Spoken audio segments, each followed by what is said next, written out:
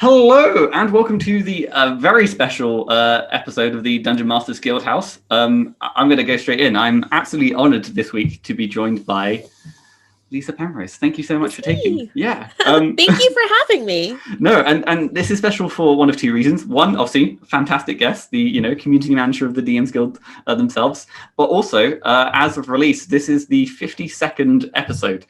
Meaning Wow. it has been a full year of doing this, and I have made appropriate preparations. I have a party hat here. I was gonna go out and get like a cake, but I'll be honest, I live by myself, and I don't think I would be able to eat it in an appropriate time span. So, for the extent of this podcast, for the audio listeners, I now have a very pointy cone on my head. But no, I mean, let's literally jump straight into it. I mean, I think it would be hard to imagine people listening not knowing who you are. But for the layman of out there, what is it that you do? What's your association with the DMs Guild? How might they know you? Absolutely.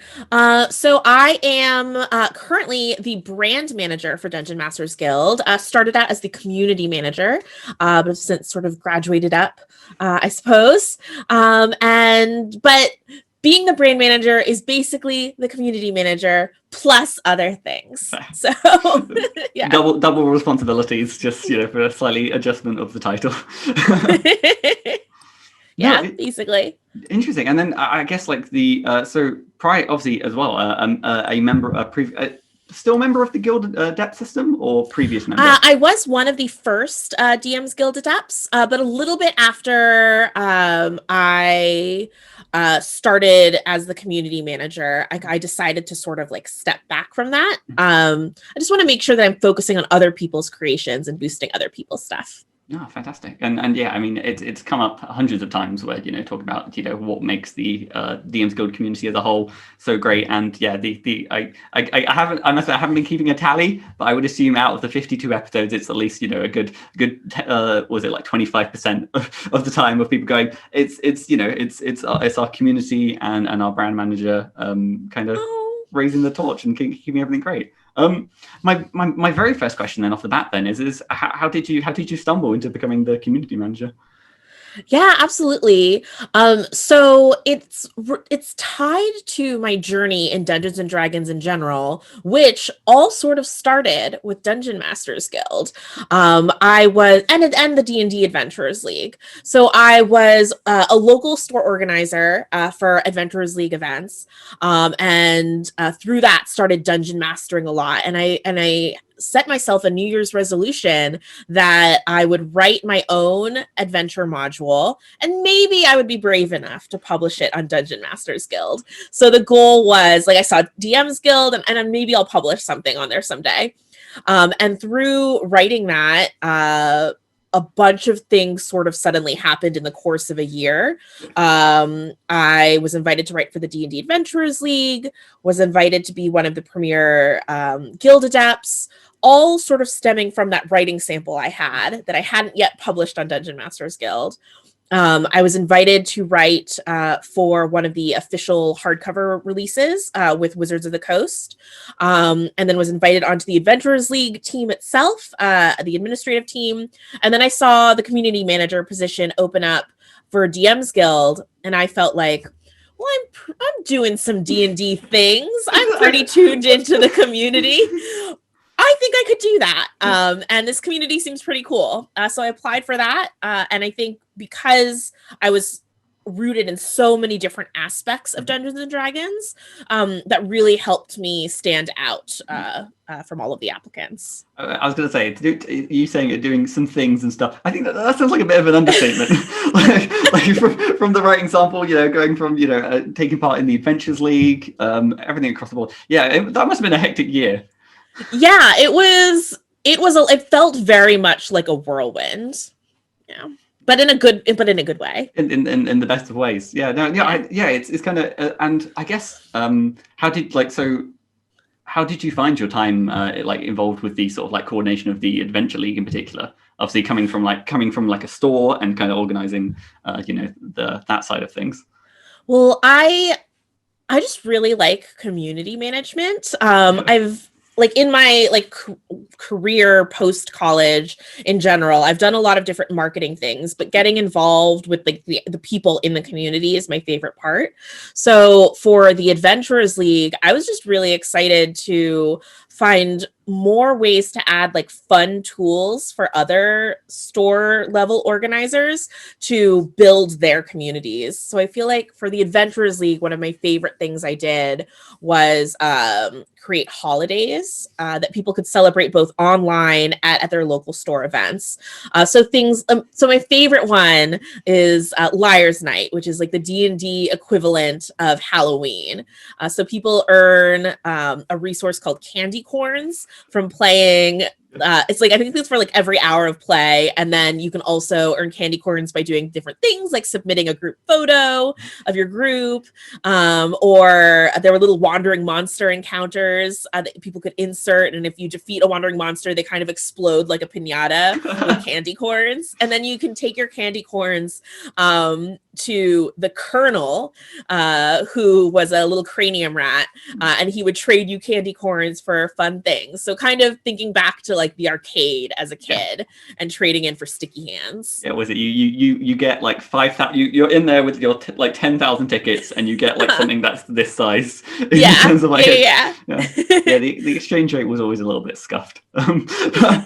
No, it's kind of like fascinating to hear that like even like from the get-go there was like an aspect of like, you know, nurturing and kind of bringing about like a community and stuff like that. And yeah, from I guess one of the questions then is, how have you found the slight well, you mentioned yourself that the roles you took as a community manager to now the brand manager, like how have you found that sort of like transition, I guess? Yeah, that's a good question.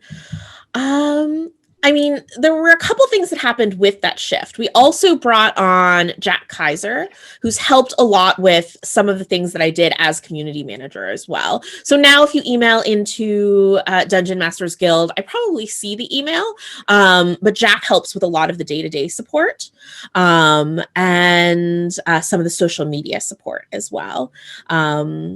So I'm still very much listening and in tune with the community, but now my focus is a little bit more on potential events, on different partnerships. So like different podcasts or shows and different ways we can collaborate with them. Yeah. So it's much more sort of like, you know, bigger picture and the more kind of like longevity of, you know, the DMs Guild and everything. Absolutely. Yeah, I'd say Dungeon Masters Guild has been really lucky in terms of our community, and our customer base just continues to grow and grow. And I feel like there's still so much potential there. But I also feel like a lot of our growth and promotion has been tied to Wizards of the Coast, specifically. And I just wonder, there's more people in D&D out there than follow every hardcover release. There's people who just love D&D as a system, and they might be very interested in things that are on Dungeon Masters Guild because they can take ideas from it, or just like drop things into their campaign or use like the supplementary rules, but they might not know it exists because they don't follow all the things Wizards of the Coast says. And so I'm trying to figure out more ways and more partnerships to reach that broader D&D community, basically. Yeah, no, fantastic. And yeah, like I said, I think it's what's so fascinating is over the course of this podcast, I've got to chat to people, you know, some of the people who have been like one of the first people to like publish a product, to, you know, some people who have recently graduated from like, you know, the RPG writer workshop thing. And just in chatting to them and stuff like that, the DMs Guild itself, like over the, what was it, like, I think it's been around for like close to 4 years. Give or take. Just the sheer volume of creators. I'm curious. Do you have like any like knowledge of like the stats of like how many how much like many products are kind of being posted like that regularly? Because I imagine how many projects are being posted? I feel like daily we're getting like at least like 10, 15 new titles every day, just on average. Sometimes it's more, sometimes it's a little bit less. And that's every day. New content. It's amazing. It's incredible. And yeah, it is the thing, a case of now where, you know, sometimes you blink and you can miss some amazing products as they kind of skim past. I guess I do have like, So from being, I was about to say, from being like a insider, which is like from being like kind of like behind the the management side and stuff like that. Are there any sort of like really interesting any interesting stats that you're aware of that are kind of like... Oh, you've stumbled on my weakness. Oh. I don't know if I have any off the top of my head. No, it's like I said, it's more of just like was it like passing curiosity of like, oh yeah, no, it turns out like every Wednesday is the highest peak of activity, or I'd definitely say, yeah, people are very busy on weekends, as you might imagine. But I find more and more folks are realizing that I work on the newsletter Tuesdays. So we get a lot of new titles, a lot of really great title releases on Tuesdays. I must admit that I don't envy your job of putting together the newsletter. It gets harder and harder. There's so many great titles. But something that I do is like every once in a while you'll see titles that aren't necessarily like brand new featured in the newsletter. And that's because I save really great titles in like little drafts in my emails and like organize them into different themes. Yeah. Just because I don't want folks to miss out just because they didn't fit into a theme that week. No, I think that's a really clever way to do it, is based on themes and stuff like that, because otherwise then it can more incentivize people, bundling all these products together and say, well, I can why buy one when I can buy all three? Yeah. Well then, actually, I guess to kind of again keeping on the trend of your role then, what is your like favorite part of like being the brand manager there? Oh, gosh, I think it's really, honestly, it's any time I get to interact with creators directly. So things like Design Dash is really fun because I get to... so for folks who don't know what Dungeon Masters Guild Design Dash is, I'll maybe step back a little bit. It is a game show on the D&D Twitch channel the third Friday of each month. And it's sort of like Iron Chef, but with D&D design. So a secret ingredient or theme is revealed, and then 3 designers from the guild have 15 minutes to make an encounter. And I love that. First, because I get to like see people kind of face to face in a Zoom call, who I might not necessarily, especially this year. And even though it's the same theme, everyone's particular style of design and their interests really, really stand out. You get 3 totally different encounters. So that's really fun. And I think that's been especially fun this year because my other favorite part is when I get to go to conventions and meet creators, and didn't get to do that this year. So that's definitely a favorite. No, I guess so. How did the idea for like Design Dash come about? Was it more just like you wanted it? There was like the D&D Twitch were like, we have an hour that we can give to the DMsGuild, and you were just like, sorry. Yeah. Well, part of it was like, why doesn't Dungeon Masters Guild have some content on the D&D Twitch? We should. So there was that aspect. But I also knew they had open hours on Fridays because I have other shows that are monthly shows that take up that same time slot. So I was like, well, what about the third Friday of the month? You don't have anything that time. And they loved the idea of featuring some Dungeon Masters Guild content. It started out as potentially being an interview show, maybe not unlike yours, where I would talk to a creator one-on-one, which we liked because we were trying to figure out, well, another option would be to feature, say, like a group playing a DMsGuild module, but there was already so much actual play content on the D&D Twitch.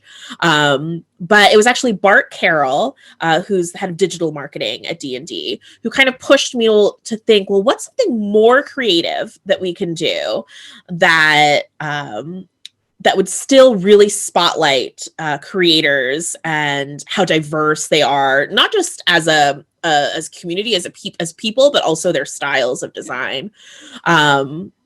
And so then we talked about, well, is there something we can do where we're designing live? And then and we were brainstorming back and forth. And I was like, well, what if they only had like a little bit of time and they kind of had to scramble? And it kind of snowballed into this game show idea, which is way better than the original thought, like something really fresh and new for the channel. So I was pretty excited about it. Yeah, no, I think that's what I love about it is I've participated in essentially game jams, which is again essentially along the same brand of like, you have a fixed amount of time, and yeah, it's the idea of like you don't have time to necessarily like say no, this isn't a good idea. It's like whatever comes straight in my mind, whatever the synapses scream at me, I just kind of have to run with it. Yes. And yeah, no, it's yeah. I like I said, I don't think I've missed. I catch it up in VOD form, being based in the UK and stuff like that. But yeah, no, it is a fantastic little show, and yeah, no, it's nice, and particularly as well.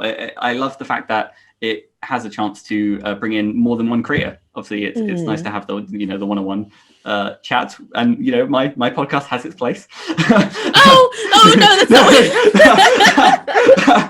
No, it's fine. What is it? It's 52. We're time for a rebrand. This is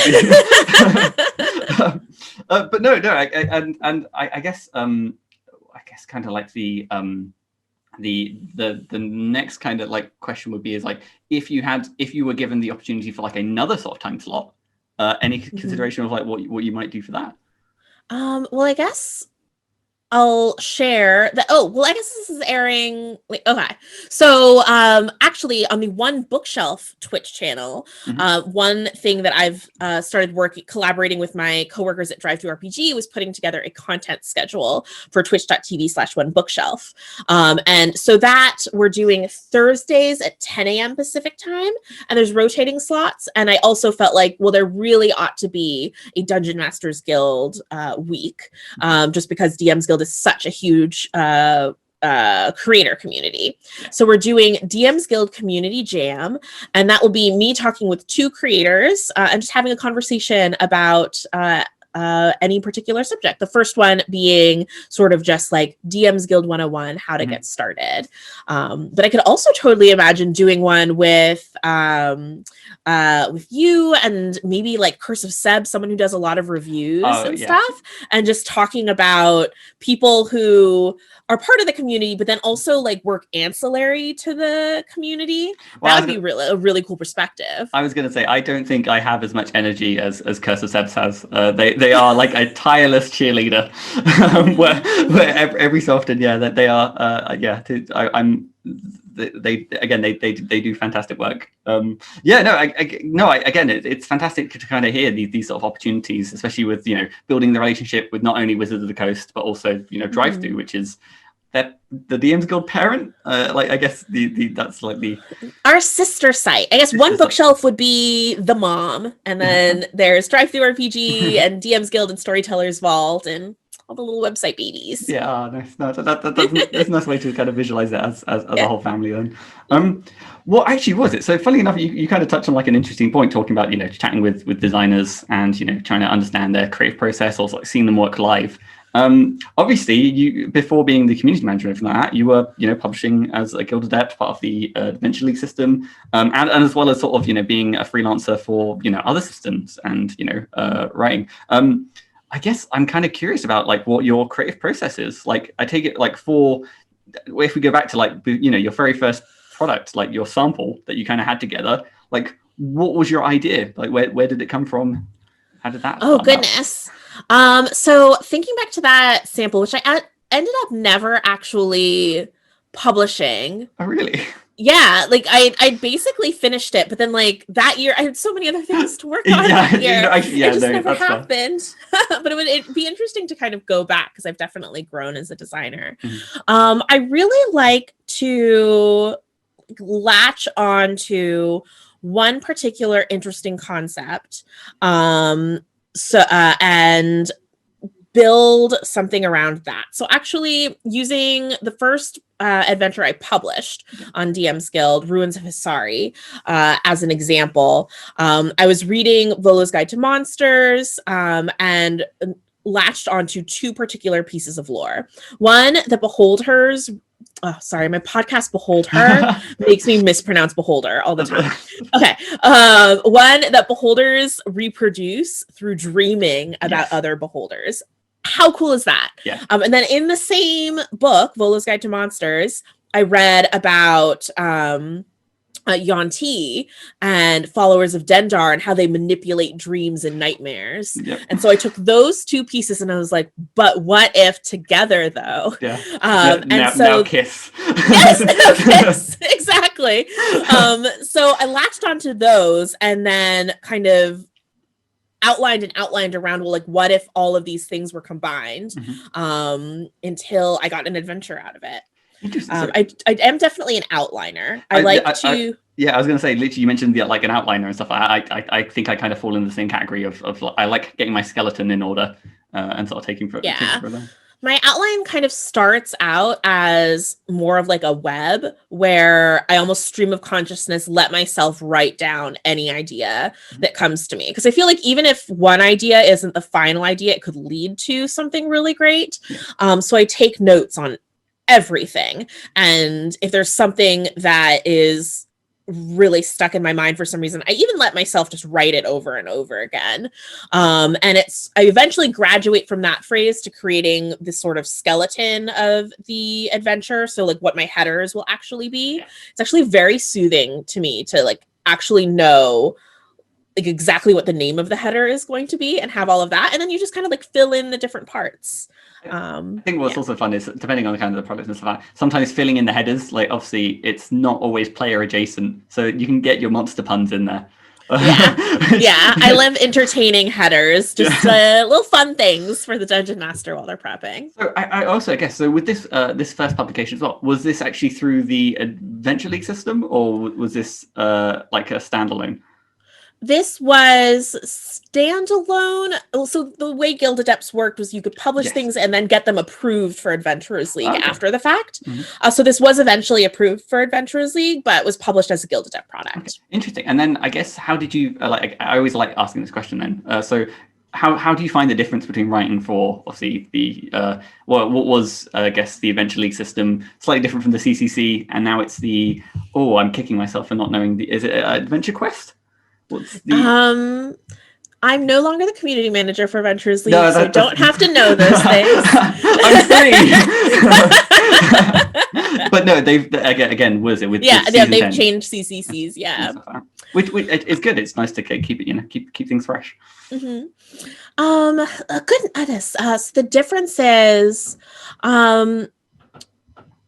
I don't know if I necessarily feel like the process is really different, aside from just being aware of constraints and rules you have for Adventurers League titles, which I feel like when you get into writing for anybody, like third-party publishers or anything, you have those. You have a prompt that you have to follow. But I also think that my adventure design and module design was very influenced by the Adventurers League, because that's how I learned to dungeon master. Yeah, fair. Yeah, I think it's kind of like, I think it's kind of been mimicked a lot of times that the type of adventures you write is deeply inspired by, the manner in which you DM. And in one way or another, you kind of naturally write adventures for whatever party you have at the moment.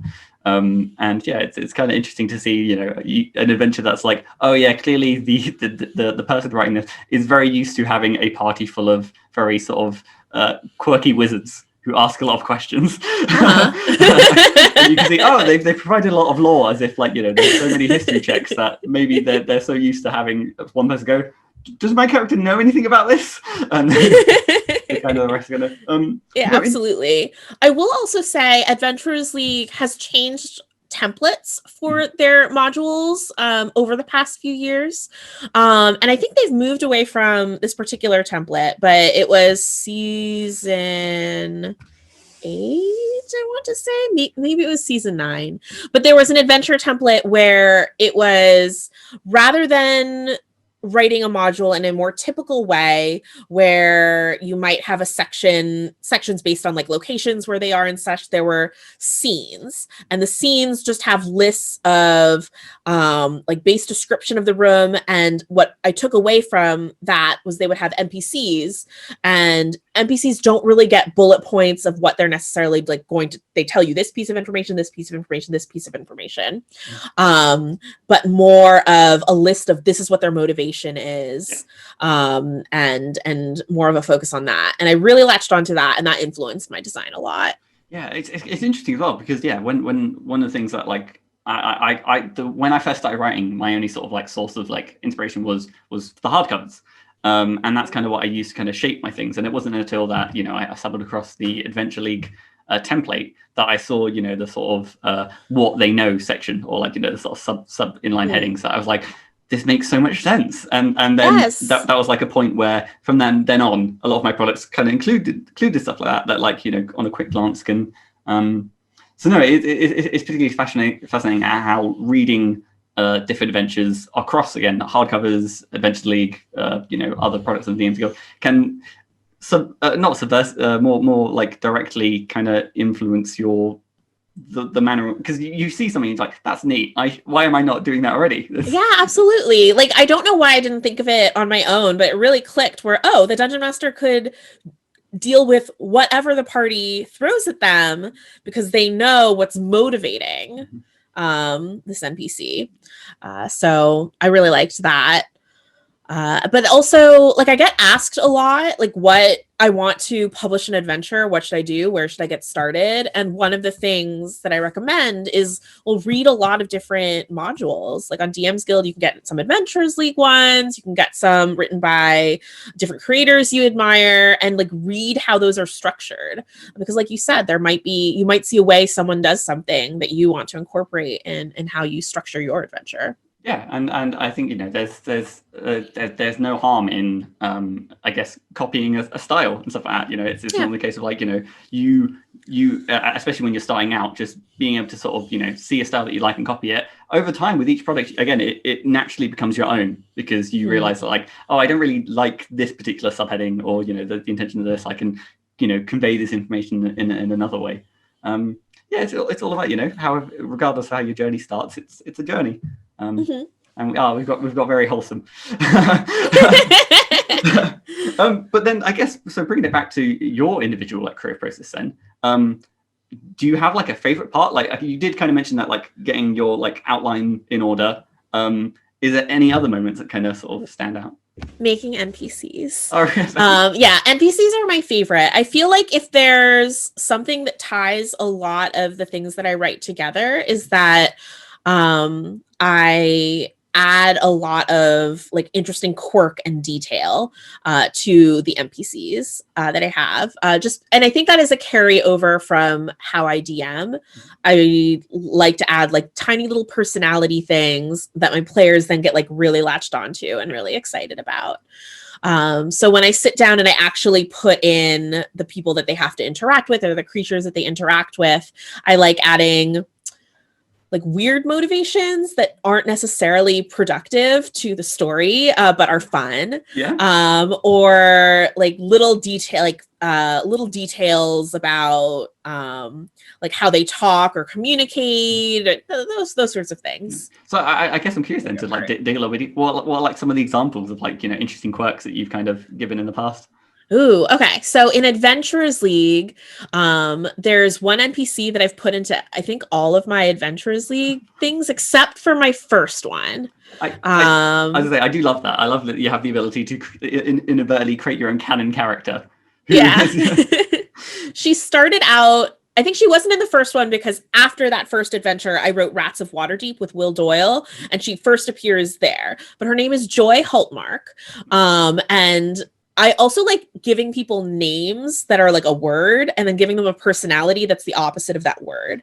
So Joy is very like, some people play her very deadpan. She's very like no nonsense. She cannot be bothered with whatever is going on. She's in Rats of Waterdeep. She's a receptionist who's supposed to stop you from, I mean, spoiler alert, she's supposed to stop you from going to the secret backside of the front. But she's basically like, oh no, like, don't go back there. almost everyone I've seen roleplay her gives her a Jersey accent. Really? Yeah, at least a stateside. Yeah, it may be a little bit different over here. Who knows? I don't know. It Yeah. may just be that like that. It's a universal law that Joy is just. Joy is from New Jersey. Yeah.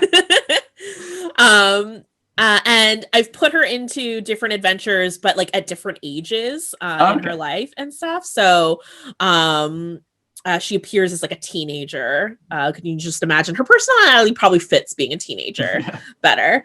So that was really fun. And it's not necessarily like a huge personality thing. But it's, I think, a little bit unexpected because her name is Joy, and easy for the dungeon master to role play, and so they can lean into it really heavy. Sometimes I've given people things like they I don't know, like they always speak in puns or in rhymes or something like that. And that can get hard to role play sometimes for the DM. I feel like if you're not naturally punny, you need the list of pre-prepared puns. Yeah, I did. Yeah, well, I don't think he always spoke in puns, but he really loved puns. So the DM could come prepared with a few, and I gave a few examples as well. No, I get that. No, I kind of like that as well. Like I particularly in sometimes like combat heavy encounters and stuff like that. I kind of like to always throw in like the occasional like turncoat NPC, or you know, there's the person who's just there but isn't really committed, and at like a moment's notice will sort of like, you know, jump ship. Ooh. You just made me think of another favorite thing. Oh, please. I like combats that have some sort of goal or trick to them. I personally, as a player, really like combat because I play spellcasters and I really like to describe and role play my spellcasting. But aside from that, I definitely lean more on like role play and stuff. So I need something in combat to make it particularly interesting to me. So my favorite thing I ever did, which was super mean.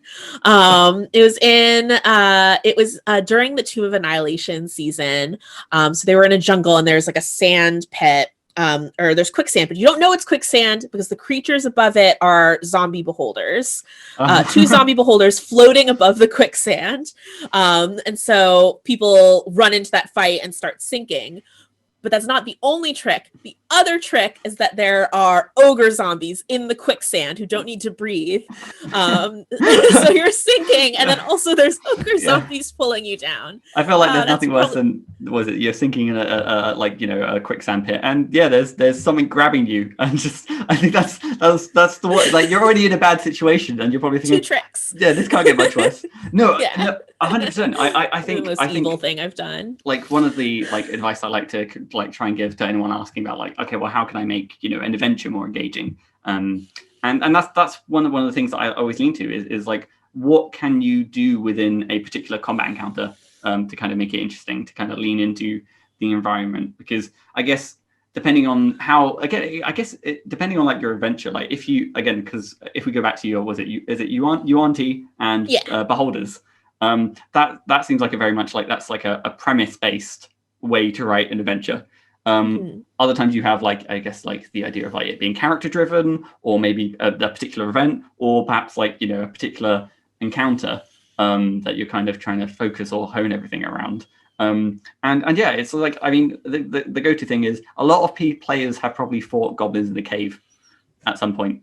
Now, if, you know, the goblins are within a cave and the cave itself has, I'm trying to think of like just a tornado in the cave. Like,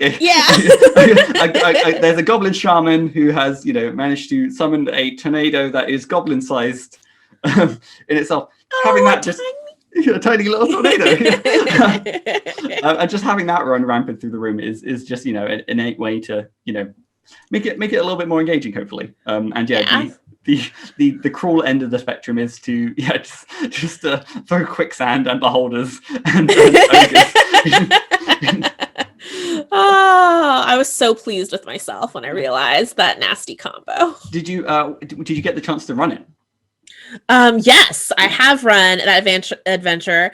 And the other fun thing is that the beholder zombies are fighting. Well, they're not fighting each other, but they're mad at each other. So like bonking each other with their eyeball stalks and stuff because each of them blames the other for their ogre zombies getting trapped in the quicksand.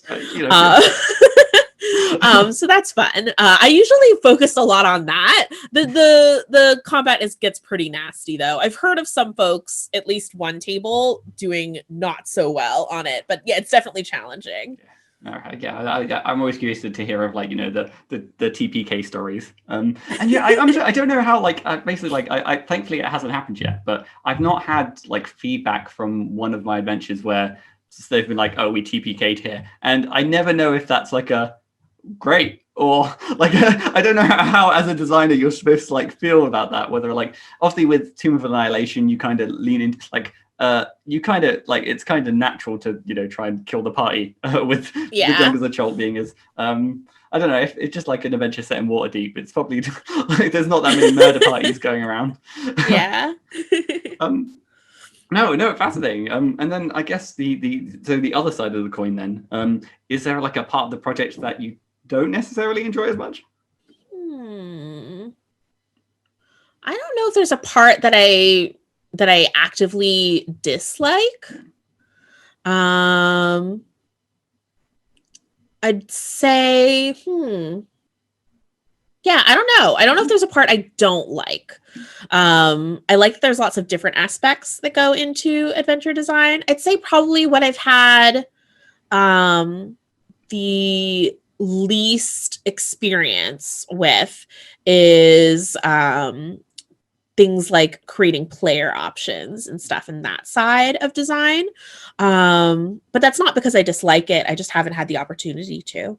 Yeah, it is, like I said, it's a whole beast in itself, and balancing things for careful balance and all of that. I think what is nice, and especially in chatting to like some people who kind of like player options is like their jam, is that for most of the classes there definitely is like a formula to like like was it paladins always get an aura or certain things, and that's kind of like a safety thing of like at least it's again there's you're not going completely blind. You can be like, okay, well if I stick to this, there's not going to be it's not going to be too crazy compared to kind of what's already out there. I have made one warlock, and I did definitely look at like all the other warlock packs to get inspiration, and kind of there definitely is a pattern where it's like, well, you'll get one combat related thing at some point in your or whatever, and one feature that's more powerful, but it varies based on which pact it is. So it's, do you want this power, like the power spike as you're leveling, to come earlier or later, or that sort of thing. There's a lot that goes into it. What was the premise of your warlock? What was that? What was the premise? Like, what was it? The pact of? Oh, it was, oh gosh, this was so long ago. This was in Xanathar's Lost Notes to Everything Else. I'm blanking on what we ended up calling it. It originally started as sort of, rather than a devil pact, more of an abyss demon pact. But the premise, I leaned really heavy on the chaotic aspects, and as I was working with the editor on that, we were like, well, let's just make it a pact of chaos. And so it's more of from like chaos planes. You're making a deal with one of those entities. So I think pretty much every feature has a random table that you roll on. So it's basically kind of like the random table warlock. Which makes sense to me because Wild Magic Sorcerer is one of my faves. No, I was literally going to say the same thing. Like that I when it comes to like sometimes making items and other things and stuff like that, I always do sometimes have to resist the urge of like, let's just plug in the Wild Magic table, just because like it's endless fun. And yeah, I think I think if you haven't had the chance to have a wild magic, like a wild sorcerer at like a table, play one yourself, or like just like recommend it to like a player, because it comes when you least expect it, and 9 times out of 10 it's always a wild sort of encounter. I think it was season 5 of the Adventurers League, but there's one adventure where there's a dungeon crawl, and the dungeon that you're in has this weird magical aura about it where any spell cast triggers a wild magic surge. And I DM'd that, and that was very fun. Yeah. I mean, yeah, it's like, it's you kind of find the things that are kind of like cool, and just like any excuse, I'm just going to crowbar this in. Yeah. One thing I did want to kind of ask then, so in when you kind of joined as obviously a DMsGuild adept, that you took part in like a good number of like collaborations. I'm just curious, like how you found like the process of like collaborating with so many authors and stuff like that. I mean, I really like collaborative projects just because even though I don't think there's a aspect of a project that I actively dislike, I definitely feel like I bring different strengths to a project. And I feel like that's true with any collaborative project. Different creators will bring their different strengths, their different styles of design. And so that was just really fun to see, especially in like our Encounters in the Jungles of Chult a project. I think that was our first project where we collaborated on just a packet of encounters as guild adepts. And it was cool seeing everyone's different encounters and how some focused on really interesting combats and that sort of thing. And then mine was about recycling and adventurers leaving litter and how chewingas would react to that. And I was like, yep, this is what I bring to the team. Yeah. But I mean, yeah, no, I must admit, like in terms of like writing projects and stuff like that, I'm a big fan of encounter projects. Just because like they give you so much flexibility, and they are themselves like mini adventures. The encounters in X series done by the adepts is always like, again, because it's timed with the releases and stuff like that, they're always like they're good products to kind of pick and grab up. I guess actually, so stemming from that as well, in some of your freelance work, obviously you've done some things outside of Dungeons and Dragons. I'm curious, have you found like working in other systems, like has that kind of fed back into your like D&D work, or is it? I guess actually, I don't know if I have.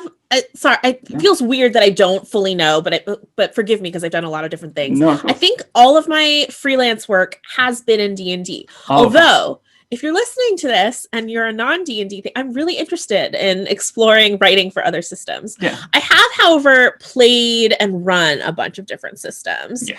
And that has definitely kind of folded back into how I dungeon master and how I design. Yeah. So, for instance, there are some RPGs that lean a lot more on what you might interact with in your environment. Like they might have even like a little item deck that you can like put on the table. These are items in the environment in a particular combat. And I really like that because I think it's always a lot more interesting when you're a little bit more immersed in the game. So I'm more likely to add environmental effects or to call out to the dungeon master different things that the players could potentially interact with or maybe need to interact with to be able to complete what their goal is.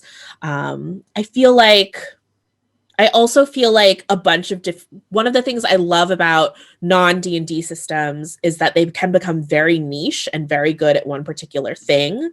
And you can really borrow from what they do best. Yeah, no, 100%. Yeah, I think like there's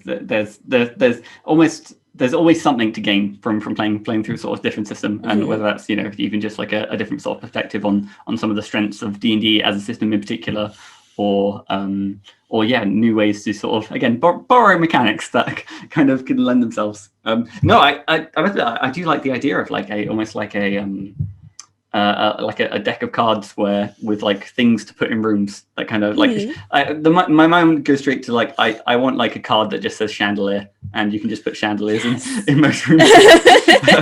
But I feel like just like a random in the middle of a dungeon. Yeah, no, okay, so chandelier in a small cavern. That's all that's in there. Yeah, there's goblins. There's a little tornado. There's a chandelier. These goblins are quite fancy. All right, that's the first project as a whole. Was like we need the chandelier.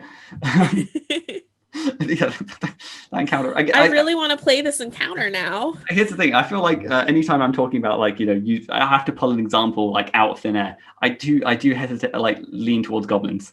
Whether it's like just 3 goblins stacked in a coat, or like classic. like I said, was it? There's the age-old argument of like, are you goblin or are you a kobold? And I'm team goblin all the way. Yeah. No, well then, so I now guess I'm trying to think what I am. I don't know. Yeah. Now I feel like I'm biased because I'm thinking about it too much. Well, I mean, like when someone asks you how you pronounce a word and then like you don't know how you pronounce that word. Yeah. And you don't want to, because they've just said it one way, and you don't want to. Yeah, exactly. That's how I feel about goblin and kobold. What's your heart telling you? Like if you had to adopt a goblin or a kobold, which? Well, one thing I do know is that when it comes to playing tiny monstrous races, I really like playing tiny kobolds. I don't know what makes them different from goblins in my head, but I like playing kobolds. Actually, I do know. It's because they can literally grovel and beg. It's one of their features. Yeah. Was it? And then I think comparatively, was it goblins just do kobolds get Fury of the Small as well, or is it that just only a goblin feature? I don't think they get Fury of the. Yeah, I don't think that they do. No. Okay, so that's the goblin unique trait. Yeah. No, it's funny enough. What is it? I've got a. Was it this Monday? I've recently started running through Curse of Strahd. Oh, good one. Yeah. That party in particular has 2 lizard folk. So how does that go over? You know what? I it's a group of sort of like people playing through their first time, and it's 7 people. And it is an absolute menagerie. I didn't put any limitations on character creation. We have 2 lizard folk. We have a Loxodon. We have a Veldaken. Oh my gosh! I think we have a human. We have a goblin, and what's the last one? Oh, a Furbolg. So people in Barovia would just run away screaming. That's the thing. They haven't actually met anyone yet, and I'm not sure how I'm gonna like. I don't know. I feel like there's got to be at least a few Barovians who are just like, yeah, sure, why not? Yeah, no. First vampires. I don't have a soul. I'm trapped here for eternity. Sure, there's a bunch of elephant person. Why not? But no. So I guess thank you for indulging that tangent. I love Ravenloft. I could talk about Curse of Strahd all day. No, I'm loving it a lot more.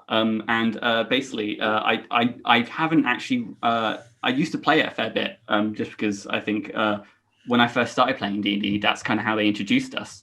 And when I first got into Adventure League, we ran Death House. Which is always a delightful experience. And yeah, so this is my first time kind of with the revamped. I was like, you know what? I don't actually own the hardcover. This is a good opportunity to kind of start running it. And yeah, I've fallen in love with it. I've always kind of like, before even having the hardcover, I did buy the Taroka deck. Just because like the art is beautiful, and I just kind of like I'm big on that vibe. And yeah, I think again, I think if what I'm thinking so far is I'm liking it, but hardcover wise, I think I do have a soft spot for Dragon Heist. Just because I'm a big fan of like Waterdeep as a setting, and I like the sort of modular, and sort of like replayability of it. That kind of drew me to it. But yeah, no. So what is it particularly about Barovia then, or Curse of Strahd that is like the number one thing that you kind of like about it the most? Well, for me, it's Ravenloft in general. So Barovia actually would be, aside from it being like just such a classic introduction to Ravenloft, is lower on my list of domains that I love.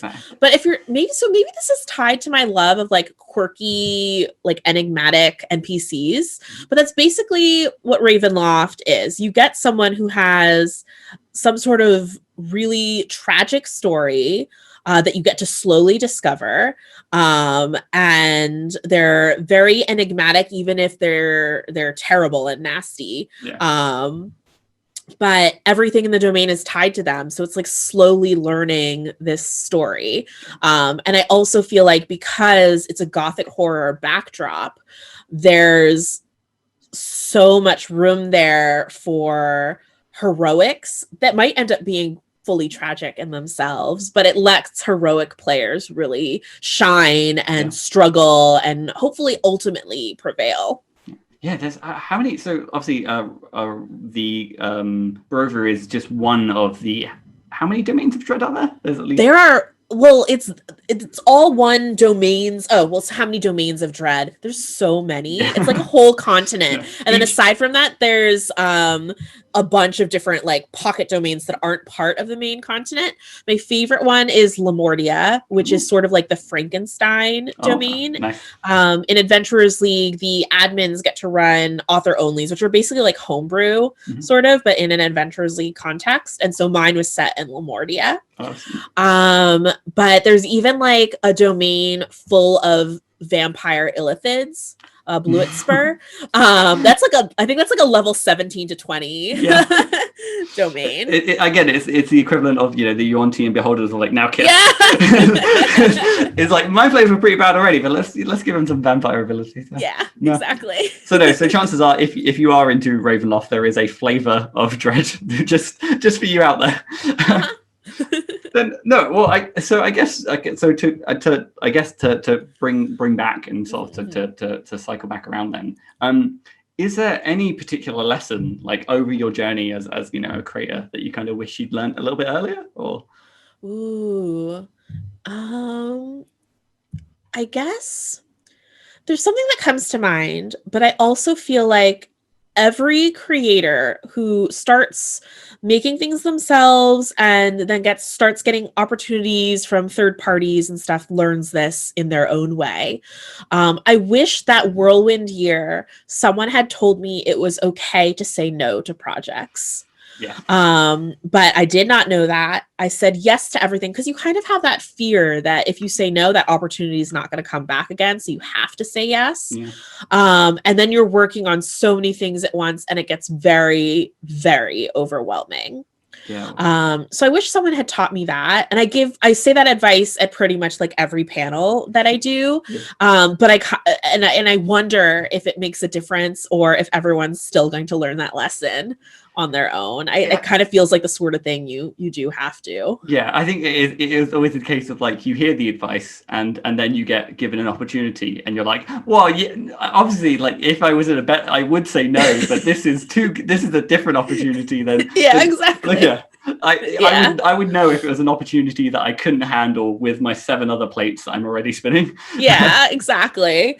And I mean, I'd say that's true for, I didn't even experience that just through the creative projects I did that year, but for about a year and a half, I was then community manager for Dungeon Masters Guild, community manager for the D&D Adventurers League, and interim community manager or social media manager for Dungeons and Dragons. Yep. It was the coast. And I would say that was too many community manager roles to handle at once. That alone would probably put me off Twitter for life. It was just, I mean, I stretched myself very thin. I was working all the time. My tweet deck was like 20 columns long. So what I really learned from that experience, I have many monitors around me. So what I learned from that was that was, I don't know if I would have done it differently if I went back, because I definitely learned things from doing those experiences. But it taught me things like what was important to me. I've scaled back on all my side gigs because I really want to focus on Dungeon Masters Guild. Especially with my role growing into brand manager. And it also taught me that I really want to focus on my own creative projects. I kind of started with that in mind, with that first unpublished DMsGuild module I started writing that I used as a writing sample. And then was very lucky to be given a lot of opportunities from others to write for them. But more and more, I'm kind of coming back into focusing on, well, what projects do I want to work on? And I guess, there is always that sort of like, work-life balance. And I think with the DMsGuild in particular, obviously, a lot of the projects being hobbyists. And unless it's a project that you're obviously signing a contract in, I think being aware that sometimes, if you need to, people are fully understanding if you need to say, I know I agreed, but I respectfully I need to step back from this project. Oh, absolutely. And 100%, it's just as opportunities pile up, you don't again, no one wants to suffer burnout.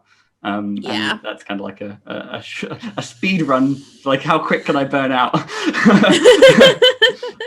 No, again, thank you so much, and quick for like a sort of like a candid kind of response to that. No, and I guess kind of to pivot then more towards the community as a whole, and then the future and everything. I guess like are there people in the DMsGuild community that like particularly inspire you? Or I feel like this is a cruel question. Yeah, I don't want to call out. It feels, I don't know why it feels weird calling out. I don't want people to feel like I have favorites, but I will say I definitely notice when someone has been doing a lot of creative work and publishing on Dungeon Masters Guild. I get really excited when there's new names that I see popping up more and more. I'll say I'm very inspired by a lot of the anthology projects that are coming out, because I feel like first of all, that takes a lot of different skills. You're bringing in people who are very good at, skills like editing and layout and all of that, but also it's like someone organizing that project. Yeah. That takes its a whole own set of skills. And I feel like projects that people work on together are greater than the sum of their parts. It's just really inspiring, especially those projects that are pushing for more gameplay and styles that haven't been celebrated before. So like the Adventurer's Domestic Handbook or the Princess Project. Or like Eyes Unclouded. Yes, Eyes Unclouded, perfect example.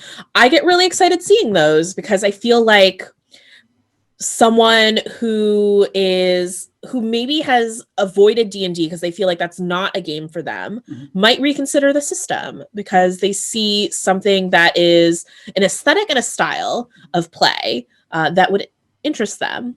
And I think, again, that's what is essentially like a huge boon to the DMsGuild, is the fact that some people, as they play at their table, they say, my play style isn't necessarily represented within, all the hardcover books or, wherever it is. And to finally have a place where like, oh no, this would be perfect for my table.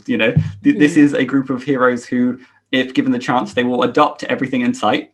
And this is this is the perfect adventure for that, or whatever the party is, and yeah, I think that's kind of like, again, as I said, like a strength for the DMsGuild is the fact that, again, as it grows, chances are there's going to be something for every table out there, and that can only sort of be the best thing. I love that Dungeon Masters Guild is like a good place for those niches to grow.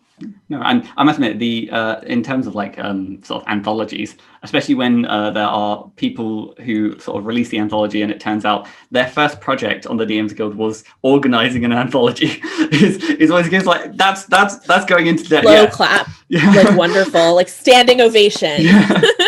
It's like I can't imagine that's the length of learning. I think I know a lot of people feel like, oh, I'm not ready to sort of lead like a collaboration yet, but I think realistically, like, I think most people probably, like, you're underestimating yourself. Like, I think it's not too hard to be like, yeah, I can, get a bunch of reasonable people together and make something snazzy. So yeah, no, nice. Then my normal question that I would kind of ask here then is if there's anything that you're currently working on, but I guess I could pivot that to be like, what are some of the exciting things potentially in the future for the DMsGuild that? Ooh, okay. That's kind of tough because there's a lot of things I'm not able to talk about yet. But I guess, what can I say? Oh, I think what I'm most excited right now is about growing the One Bookshelf Twitch and that content there, because it's creating more resources for creators. So there's OBS 101. So if you're interested in more of like the open gaming license and publishing on DriveThruRPG as a publisher rather than a community creator, that's going to teach you all the basic tools that you're going to get access to. So really really excited about that.